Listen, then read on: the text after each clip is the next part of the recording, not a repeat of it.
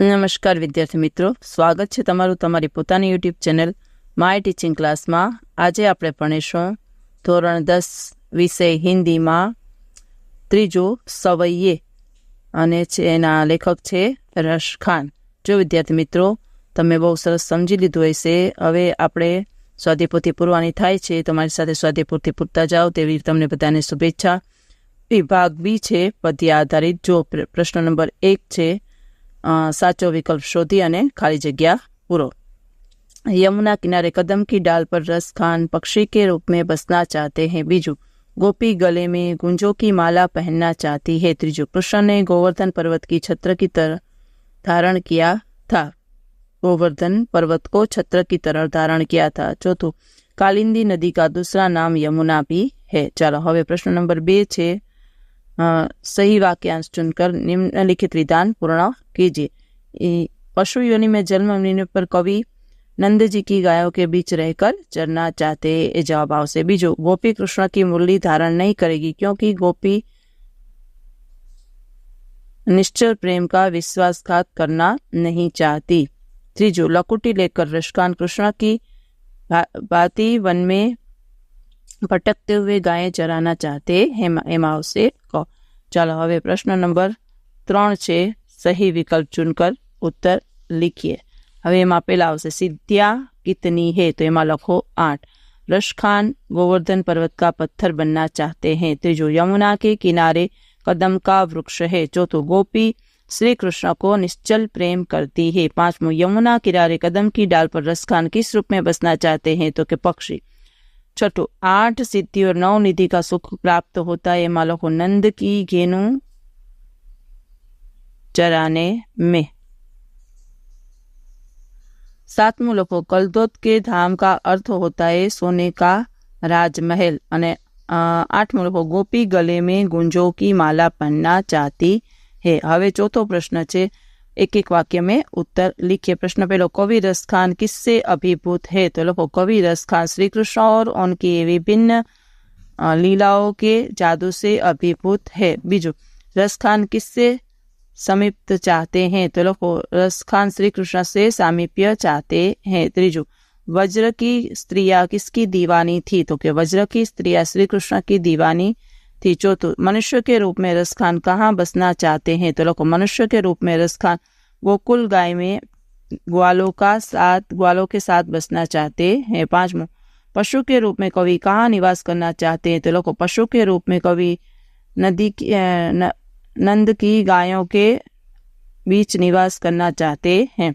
छठो, रस खान किस पर्वत का पत्थर बनना चाहता है, तो लोग रस खान गोवर्धन पर्वत का पत्थर बनना चाहता है। 7वां, पशु योनि में जन्म मिलने पर कवि क्या करना चाहते हैं, तो लोग कवि इतना चाहते हैं कि उन्हें प्रतिदिन नंद की गायों के बीच चरने का मौका मिले। हवे विद्यार्थी मित्रों 5वां प्रश्न है, 2-3 वाक्यों में उत्तर लिखिए। पहलो प्रश्न है, लकुटी लेकर रसखान क्या करना चाहते हैं, क्यों। लखो, लकुटी लेकर रसखान श्री कृष्ण की जन्मभूमि में कृष्ण की भांति वन में भटकते हुए गायें चराना चाहते हैं। इससे वो अपने को श्री कृष्ण के समीप होने का एहसास करना चाहते हैं। बीजू, कवि श्री कृष्ण को रिझाने के लिए गोपी क्या क्या करना चाहती है, तो लोग श्री कृष्ण को रिझाने के लिए गोपियां श्री कृष्ण के तरह तरह के स्वांग करना चाहती है। श्री कृष्ण की तरह अपने सिर पर मोर पंख धारण करना चाहती है। गुंजों की माला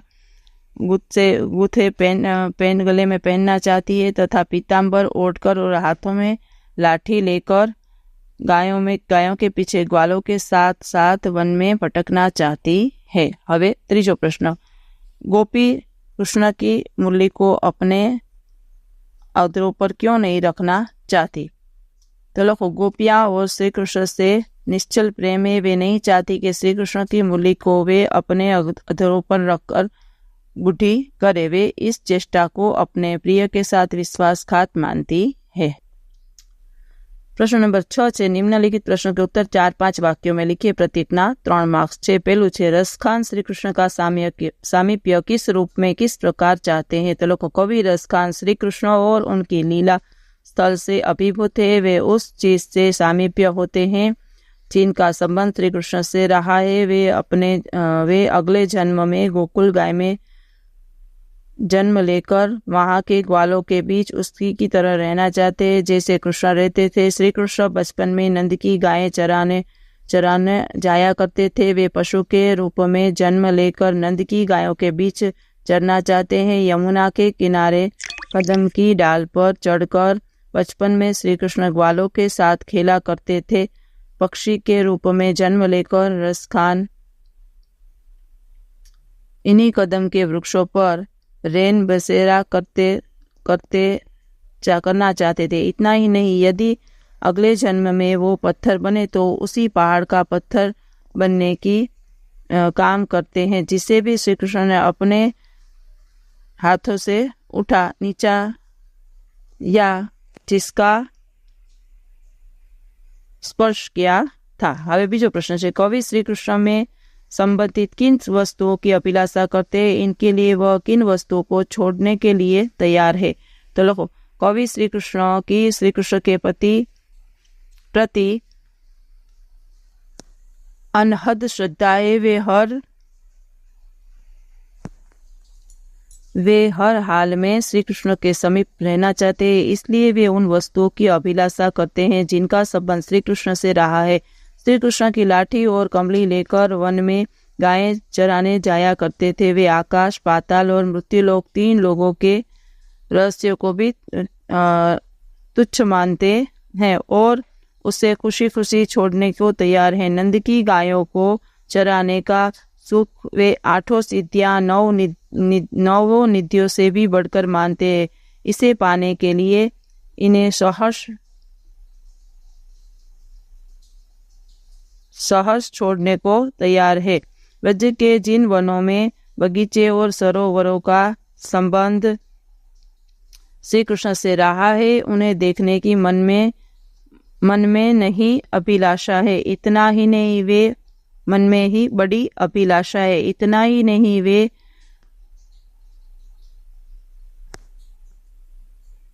ब्रज की कांटेदार झाड़ियों के लिए सोने से बने करोड़ों महलों को भी न्योछावर करने के लिए तैयार है।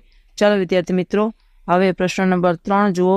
श्री कृष्ण की मुरली का ब्रज की स्त्रियों पर क्या प्रभाव पड़ा? लिखो, ब्रज की स्त्रियां श्री कृष्ण की मुरली की धुन की मुरली की दीवानी थी। उनकी दीवान श्री कृष्ण ने अपनी मुरली की मनमोहक ताल से ब्रज की समस्त स्त्रियों को रिझा लिया था। अपनी मुरली की धुन से जैसे उन्होंने ब्रज की स्त्रियों पर कुछ ऐसा जादू टोना कर दिया था कि वे उनके हृदय में घर कर गए थे। हालत ऐसी हो गई थी कि किसी को किसी की परवाह नहीं थी। ब्रज के सारे स्त्री पुरुष कृष्ण की मुरली की धुन पर मुग्ध हो गए थे। હવે ચોથો प्रश्न, कृष्ण के प्रति अपनी भक्ति प्रदर्शित करने के लिए रसखान क्या क्या न्योछावर करना चाहते हैं? लिखो, कवि रसखान के मन में कृष्ण के प्रति अपार श्रद्धा और वे अपने आराध्य देव के प्रति समर्पित हैं। श्री कृष्ण का लकुटी और कमली लेकर गायों को चराने के लिए वन में जाने वाला रूप उनके मन में समाया हुआ है और उस रूप का दर्शन करने के लिए वे तीनों लोकों के सत्य को राज को न्योछावर करने को तैयार है। नहीं, नंद की गायों को उनको आराध्य देव श्री कृष्ण ने चराया था। वे उन गायों को चराकर अद्भुत सुख प्राप्त करना चाहते हैं। इस सुख के सामने वे 8 सिद्धियां और 9 निधियों को भी तुच्छ मानते हैं। नंद की गायों को चराने में सुख के सामने इन सिद्धियों और निधियों को न्योछावर करने को तैयार है। वे ब्रज के लता कुंज एवं पेड़ पौधों का दर्शन करने के लिए बेचैन है। इतना ही नहीं, वे ब्रज की कटीली झाड़ियों को भी सोने से बने महलों से मूल्यवान मानते हैं और उनके सामने वे सोने को करोड़ों महलों को न्योछावर करते हैं। હવે છે પ્રશ્ન નંબર 7, નીચે નિમ્નલિખિત પંક્તિઓ का आशय स्पष्ट कीजिए। ચાલો વિદ્યાર્થી મિત્રો, હું સીધો જવાબ બોલું છું, पंक्ति તમે વાંચી જાઓ। जवाब लिखो, कवि रसखान ब्रजभूमि से अभिभूत है। वे अगले जन्म में श्री कृष्ण की जन्मभूमि में जन्म लेने की कामना करते हैं। वे कहते हैं कि यदि उन्हें मनुष्य योनि में जन्म लेने का सौभाग्य मिले तो वे गोकुल में ही जन्म ले और व्रज की गांव के ग्वालों के साथ मिलकर निवास करे। वे कहते हैं कि यदि वे पशु योनि में जन्म ले तो इसमें उसका कोई वश नहीं, तब वे केवल इतना ही चाहेंगे कि प्रतिदिन इन्हें नंद की गायों के बीच चरने का मौका मिले। चलो विद्यार्थी मित्रों, हवे विभाग सी व्याकरण विभाग आधारित छे। प्रश्न पहलो छे शब्द समूह के लिए एक शब्द लखो। यमुना नदी का किनारा, तो एमां आवशे कालिंदी अने कुल। गाय रूपी धन, तो के गोधन। मुरली धारण करने वाला, तो के मुरलीधर। हवे बीजो प्रश्न छे विरोधी शब्द। नित्य, तो के अनित्य। गांव, तो के शहर। त्रीजो पर्यायवाची शब्द नित्य, तो के प्रतिदिन। वाहन, तो के पत्थर। खग, तो के पक्षी। पुरंदर, तो के द्वंद्व। लकुटी, तो के लाठी। गिरी, तो के पर्वत।